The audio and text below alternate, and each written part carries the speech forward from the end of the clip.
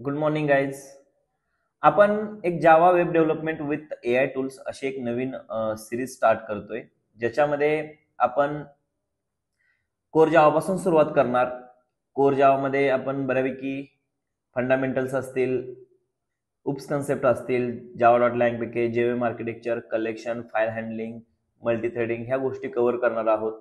तसेच ॲडव्हान्स जावामध्ये servlet, JDBC, MySQL database use करून आपण एक मिनी प्रोजेक्ट बनवणार. त्यानंतर फ्रेमवर्कमध्ये स्प्रिंग IOC असेल, स्प्रिंग MVC असेल, स्प्रिंग बूट असेल, ज्याचा यूज करून आपण API क्रिएट करणार.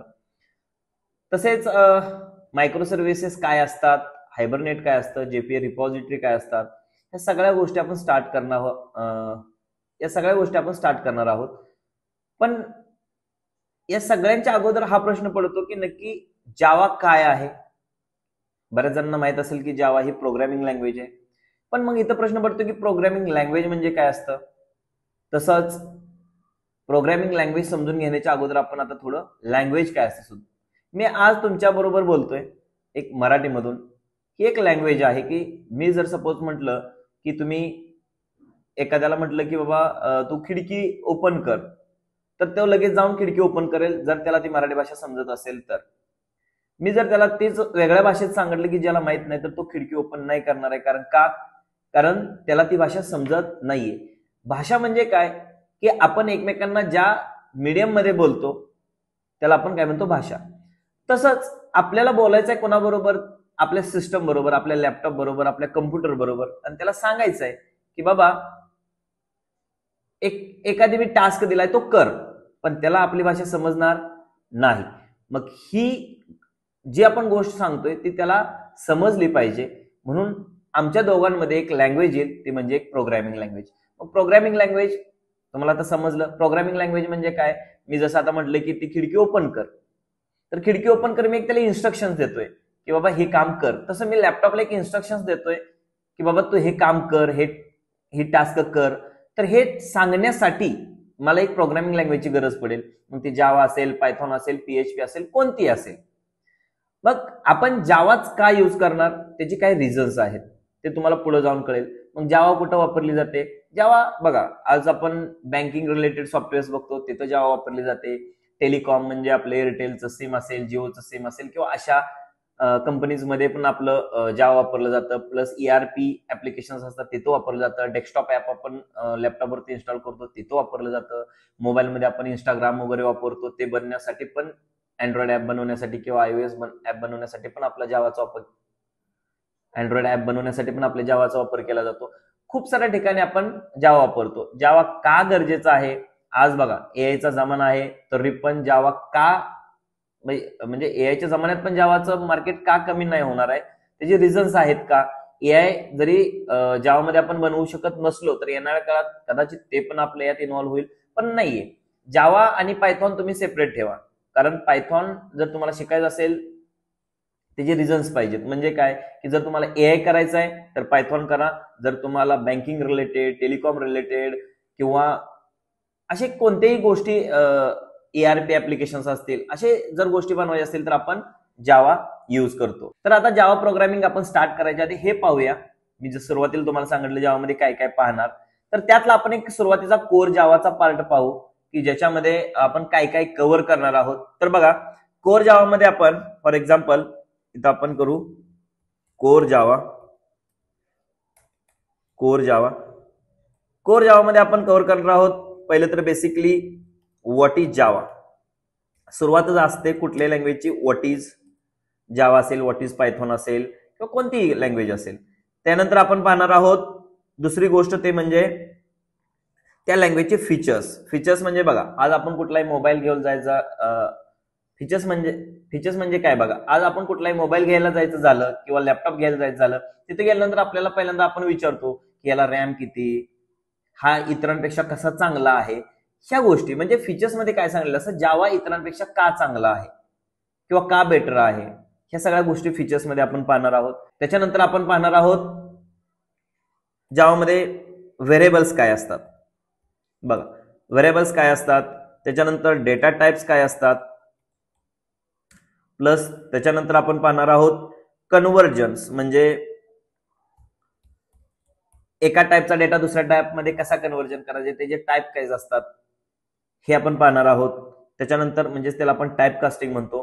त्याच्यानंतर आपण पाहणार आहोत मेथड्स काय असतात, क्लास काय असतो, ऑब्जेक्ट काय असतो, access specifiers,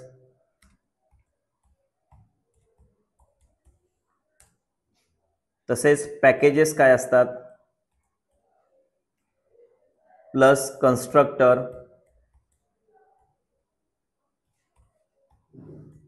गेटर and setter, methods काय असतात, प्लस आता ह्या झाल्या कोणत्या गोष्टी आपल्या फंडामेंटल मधल्या. ह्याच्याबरोबर अजून काही गोष्टी असतात ते म्हणजे ऑपरेटर्स असतात, ऑपरेटर्स, स्विच केस. स्विच केस काय असतं, कंडिशनल स्टेटमेंट्स काय असतील, स्टेटमेंट्स, ब्रेक काय असतं, कंटिन्यू काय असतं, प्लस नेमिंग कन्व्हेन्शन काय असतं,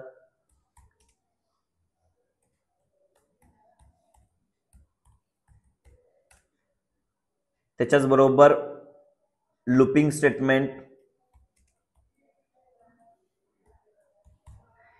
अशा बऱ्याच गोष्टी आपण फंडामेंटल मध्ये कव्हर करणार आहोत आणि त्याच्यानंतर आपलं चालू होणार ऑब्जेक्ट ओरिएंटेड प्रोग्रामिंग म्हणजेच कोर जावाचा सेकंड चॅप्टर आपण म्हणू शकतो किंवा सेकंड टॉपिक, जो की उप्स कन्सेप्ट नावानं फेमस आहे, म्हणजेच ऑब्जेक्ट ओरिएंटेड प्रोग्रामिंग. पण सगळ्यात अगोदर कोर जावा मधल्या फंडामेंटल मध्ये आपण एवढे प्लस अजून पण काही पॉइंट आहेत जे की मी आता सगळेच इथं नाही सुरुवातीला देत आहे, पण ह्या गोष्टी आपण सुरुवातीला पाहणार आहोत. तर पहिली गोष्ट आपण चालू करतोय की व्हॉट इज जावा. तर बघा, मी आता तुम्हाला इतिहास वगैरे ह्या गोष्टी सांगत नाही बसणार आहे. प्रत्येक लँग्वेजचा एक इतिहास असतो. ती लँग्वेज आली कधी, कोणी आणली, आता ती कुणाकडे आहे किंवा कोण त्याला ऑपरेट करतं, ह्या सगळ्या गोष्टी तुम्ही पाहून घ्या. मी त्यात वेळ नाही घालवत आहे. आता बघा, नेक्स्ट आपण सुरुवात करूया व्हॉट इज जावा. ही पण गोष्ट तुम्ही पाहिली तरी पण बरं पडेल. पण आपण सुरुवात करणार आहोत व्हॉट इज जावा पासून. Java is what a high level programming language, is object oriented, Java is secure, Java is portable. म्हणजे काय, तर बघा ह्या सगळ्या गोष्टी आपल्या कव्हर होणार आहेत. नेक्स्ट आपला जो पॉइंट आहे त्याच्यामध्ये म्हणजे what are the features of Java, म्हणजे जावाचे फीचर्स काय आहेत. तर बघा, फीचर्स म्हणजे काय, सगळ्यात महत्वाचं पॉइंट. फीचर्स म्हणजे काय, तर फीचर म्हणजे त्या भाषेची वैशिष्ट्य काय आहे. म्हणजे बघा, आता एखादा मोबाईल आपण विकत घ्यायला गेलो का ते बघा आपल्याला सांगतात की ह्याच्यात 8GB रॅम आहे, 512GB sorry 256GB internal memory आहे वगैरे वगैरे. हे सगळे काय झाले, एवढा कॅमेरा आहे वगैरे, हे फीचर्स असतात. मग जावाचे तसे काय तर फीचर्स असतील. तर बघा, पहिला फीचर आहे तो म्हणजे काय, की सगळेजण म्हणतात की आमची ज्या लँग्वेज जी आहे ती सिक्युअर आहे. मग पायथॉन वाले असतील, जावा वाले असतील, PHP वाले, सगळ्यांचं म्हणणं आहे. दुसरी गोष्ट, जावा हे प्लॅटफॉर्म इंडिपेंडंट आहे. बघा, प्लॅटफॉर्म इंडिपेंडंट. मग पहिला प्रश्न की इंडिपेंडंट, प्लॅटफॉर्म इंडिपेंडंट म्हणजे काय. बघा, इंडिपेंडंट, आता स्पेलिंग थोड्या बघून घ्या. नेक्स्ट असेल, जावा हा ऑब्जेक्ट ओरिएंटेड आहे, ऑब्जेक्ट ओरिएंटेड आहे. नेक्स्ट, जावा हा रोबुस्ट आहे. नेक्स्ट, जावा ही लँग्वेज पोर्टेबल आहे. सगळ्यात महत्वाचं म्हणजे जावा ही सिक्युअर आहे. मग का सिक्युअर आहे ते आपण स्टेप बाय स्टेप पाहूया. नेक्स्ट असेल, जावा ही मल्टी थ्रेडेड आहे. बघा, आता इथं मी तुम्हाला काही फीचर्स तुम्हाला स्क्रीनवर दिसत असतील की फीचर्स काय आहेत. सिंपल म्हणजे का, तर ह्याचा सिंटॅक्स कसा रिडेबल आहे, ह्या गोष्टी आहेत. त्याच्यानंतर बघा, जावा ही प्लॅटफॉर्म इंडिपेंडंट आहे. प्लॅटफॉर्म इंडिपेंडंट म्हणजे काय, प्लॅटफॉर्म म्हणजे काय, तर ऑपरेटिंग सिस्टम. मग तुमची विंडोज असेल, मॅक असेल किंवा लिनक्स असेल, ह्याला म्हणतो आपण ऑपरेटिंग सिस्टम म्हणजेच प्लॅटफॉर्म.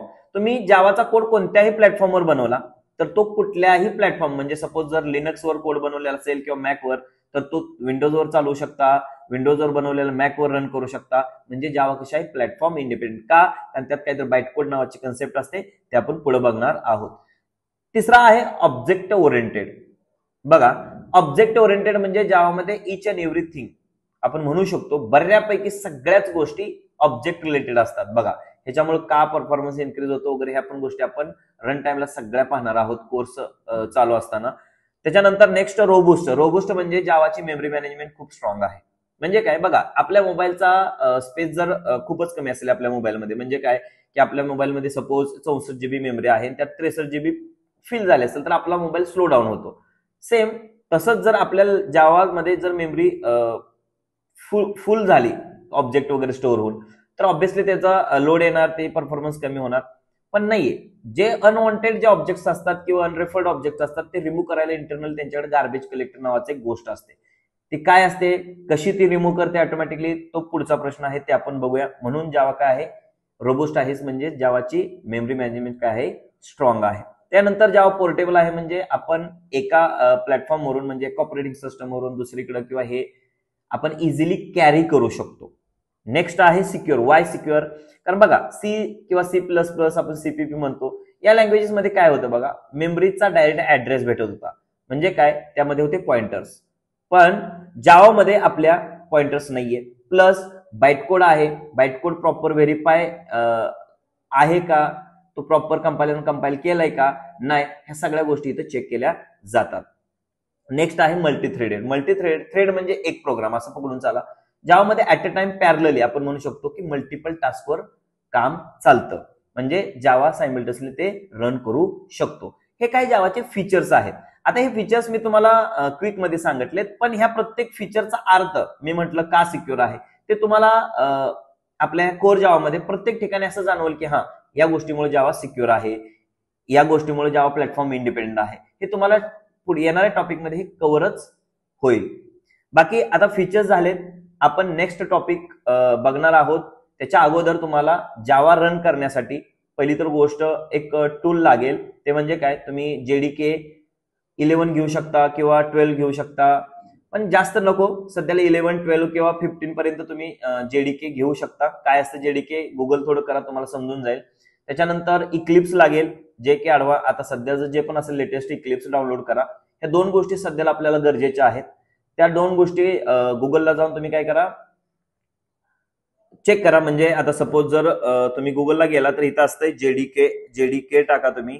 JDK आता सपोज जर 11 टाकलं मी, कोणतंही घ्या असं काही नाहीये, कोणतंही घेतलं चालेल 11. तर याच्यावर क्लिक केलं का इथं तुम्हाला डाउनलोडचा कुठेतरी ऑप्शन येईल. इथं आता तुमची कोणती आहे याच्यावरती क्लिक करा. सपोज विंडोज असेल तर याच्यावरती क्लिक करा. याच्यावरती क्लिक केल्यानंतर इथं तुम्हाला चेक करून डाउनलोड ऑप्शन आल्यानंतर तुम्हाला एक ऑथेंटिकेशन मागतील. इथे एक अकाउंट क्रिएट करा. सिंपल, याचं काही एवढं मेजर नाहीये. अकाउंट क्रिएट करा आणि जसं अकाउंट क्रिएट कराल, लॉग इन कराल तसं ते डाउनलोड होतं. डाउनलोड झाल्यानंतर फक्त नेक्स्ट करा, इन्स्टॉल होऊन जाईल. बाकी त्याला काही मेजर इन्स्टॉलेशनची प्रोसेस नाहीये.